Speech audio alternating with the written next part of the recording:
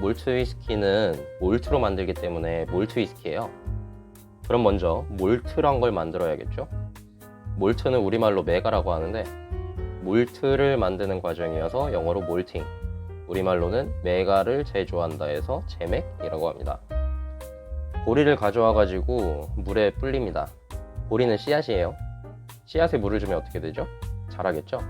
뿌리가 자라요. 뿌리가 자라면 보리에 있는 효소라고 하는 게 작동을 합니다.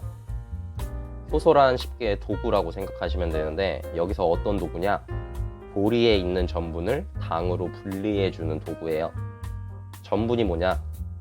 당 여러 개가 손을 잡고 있으면 이게 전분인데 이 전분을 잘게 쪼개가지고 당으로 만드는 게 효소가 하는 역할입니다. 왜 전분을 당으로 쪼개야 되냐면 전분은 알코올로 안 변하는데 당은 알코올로 변하거든요. 그래서 전분을 당으로 바꿔주려고 보리한테 물을 주고 뿌리가 나게 하고 효소를 작동시키는 거예요. 알코올을 얻으려고. 뿌리가 살짝 자라고 나면 이거를 다시 서서히 건조시킵니다. 왜냐면 뿌리가 계속 물 먹고 자라도록 놔두게 되면 뿌리가 당을 써버리거든요. 그러면 알코올을 못 만들잖아요. 그래서 뿌리가 당을 소모하지 못하도록 말려 죽이는 거예요. 이거를 바닥에 쫙 뿌려놓고 사람이 일일이 삽으로 뒤집어 가면서 하면은 바닥에다가 펼쳐놓고 한다 해서 플로어 몰팅이라고 하는 거고요. 이 플로어 몰팅을 오래 하면은 사람이 어깨가 굽어져서 이 사람들을 원숭이 어깨 같다 그래서 몽키 숄더라고 하고, 이 사람들을 기리기 위해서 글램피딕 회사에서 몽키 숄더라는 위스키를 출시한 적이 있는 거죠. 서서히 말려가면서 이제 보리를 먹어도 보고 부셔도 보고 기계로 뭐 재보고도 하면서 전분이 당으로 최대한 많이 바뀌었다 이런 판단이 들면 이제 완전 바싹 말려 죽이기 위해서 킬른이라고 하는 건조기에다가 이 보리들을 넣어요. 대충 방이 있고 바닥에 미세한 구멍이 여러 개 숭숭 뚫려 있다고 보시면 되는데 거기다가 보리를 넣고 아래에서 이제 불을 피워 가지고 보리를 말립니다. 이때 여기 불에다가 피트를 넣어 가지고 피트를 태우면 피트 향이 방을 채우고 보리가 피트 향을 머금게 돼요. 그러면 이 보리로 위스키를 만들면 위스키에서 피트 향이 나게 되는 거죠. 이렇게 킬른에서 건조를 마치면 드디어 보리가 몰트로 완성이 된 겁니다. 몰팅 다음은 밀링입니다. 밀링은 그냥 쉽게 가루로 갈아버리는 걸 말해요.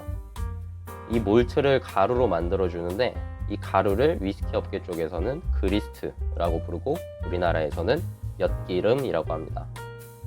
몰트를 가루로 만드는 이유는 다음 과정인 당화 과정 때문이에요. 당화란 말 그대로 당으로 만든다 이런 뜻이고 영어로는 매싱이라고 합니다. 가루로 만든 몰트에 뜨거운 물을 넣어줍니다. 그러면 건조하는 동안 작동하지 못했던 효소가 다시 한번 작동하게 되면서 몰트에 남아있던 전분을 다시 당으로 마저 바꿔주게 되고요. 이렇게 바뀐 당들은 이제 물에 녹아요. 그래서 이 당이 녹아있는 물, 매각가루를 녹인 물을 맥즙이라고 부르고 위스키 업계에서는 워트라고 합니다. 워트가 만들어지면 당화 과정은 끝나는 거예요. 이제 이 워트를 발효시키는 발효 과정입니다. 이 워트에 효모를 넣어요. 효모란 먹고 싸는 것밖에 할 줄 모르는 미개한 생물, 미생물입니다. 이 효모가 당을 먹고 알코올을 싸는 거예요. 자, 아까 처음에 몰트 만드는 과정 할 때 전분은 알코올로 안 변한다 그랬잖아요. 그 이유가 효모가 전분을 못 먹기 때문이에요. 그래서 효모가 당을 먹을 수 있게 보리를 귀찮게 물을 먹이고 말리고 가루를 내고 물에 섞어주고 당을 물에 녹이는 이 과정들을 귀찮게 해준 거예요. 효모 때문에. 그래서 이 효모가 당을 알코올로 만드는 과정을 알코올 발효라고 합니다. 이렇게 발효가 끝나면 엄청 못 만든 썩은 맛이 나는 6도에서 8도 정도 되는 그런 맥주 같은 게 만들어져요. 이거를 이 맛없는 맥주를 워시라고 합니다. 이제 워시를 중류기에 넣습니다. 워시를 넣는 중류기라서 워시 스틸이라고 하고요. 이 워시스틸을 가열해 주게 되는데, 가열을 하면 알코올하고 물이 증발해서 중력이 기둥을 따라서 쭉 이동합니다. 그럼 기둥 끝에서 냉각을 시켜주면 이 기체가 다시 액체가 돼가지고 떨어지게 되는데, 알코올이 물보다 증발하는 게 훨씬 쉬워요. 그래서 증류하는 초반에는 80도 가까이 되는 알코올이 나오다가 점점 알코올 도수가 떨어집니다. 그럼 이 적당히 알코올을 뽑을 만큼 뽑았다 싶을 때 증류를 그만하는데, 그럼 뭐 강하게는 60도, 그리고 뭐 약하게는 20, 30도 이 정도 되는 무색 투명한 액체를 얻을 수가 있어요. 이것을 로우 와인이라고 합니다. 왜 로우 와인이라고 하는지는 저는 모르겠어요.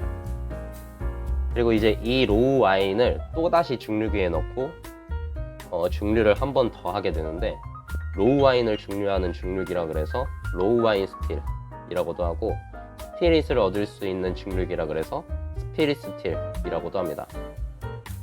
이 스피릿 스틸도 역시 초반에는 알코올이 강하게 나오고 점점 갈수록 알코올이 약해지는데, 이거를 세 구간으로 나눠요. 초반에 나오는 구간을 초류 혹은 헤드라고 하고, 중간 부분을 중류 혹은 하트 혹은 미들컷, 그리고 마지막 부분을 후류 혹은 테일이라고 합니다. 이 중에 초류에는 먹으면 실명된다고 하는 메탄올이 있어서 못 쓰고요. 그 다음에 테일은 마탱이가 없어서 안 씁니다. 그러니까 이 세 구간으로 나눈 것 중에 가운데 구간 중류만을 사용해요. 그래서 이 구간을 나누는 작업을 커팅이라고 합니다. 그럼 대략 60에서 70도 정도 되는 무색 투명한 액체를 얻을 수가 있고, 이것을 스피릿이라고 합니다. 이제 거의 마지막 단계라고 할 수 있는 숙성입니다. 위스키들은 전부 갈색이잖아요. 근데 스피릿은 무색 투명해요. 그래서 이 스피릿을 나무통에다가 넣고 숙성을 시키기 때문에 나무색이 우러나와서 갈색인 겁니다.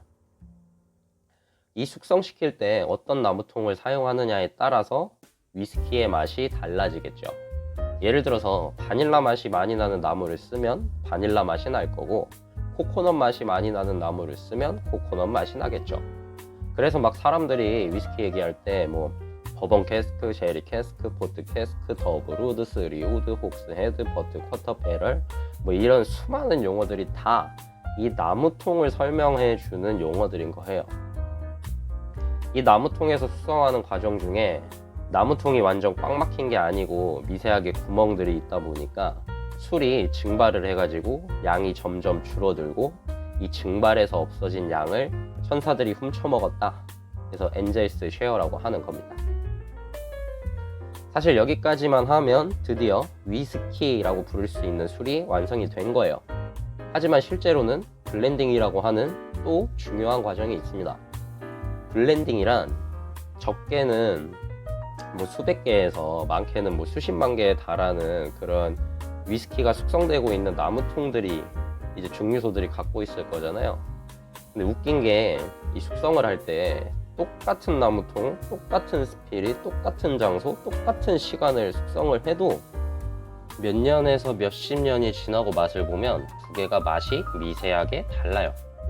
왜냐하면 하루 이틀 숙성하는 게 아닌데다가 숙성하는 과정 중에 뭐 온도, 습도, 진동, 나무 성분, 나무에 있는 미세 구멍의 차이, 뭐 이런 수많은 요소들이 개입이 되다 보니까 맛이 똑같이 나오는 것 자체가 불가능한 거예요.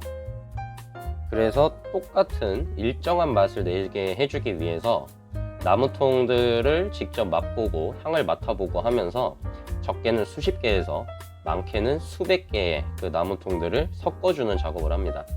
이거를 블렌딩이라고 해요.